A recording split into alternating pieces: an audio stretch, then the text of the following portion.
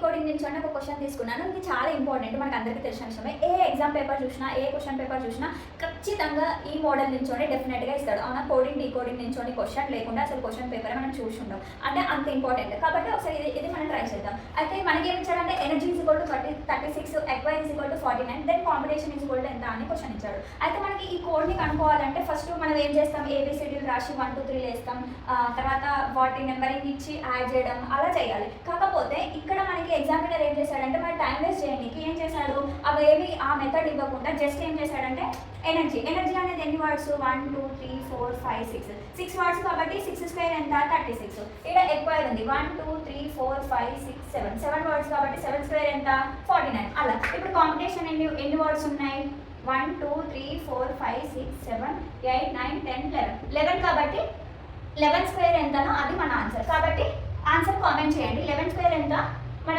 Answer ఏంటి comment చేయండి.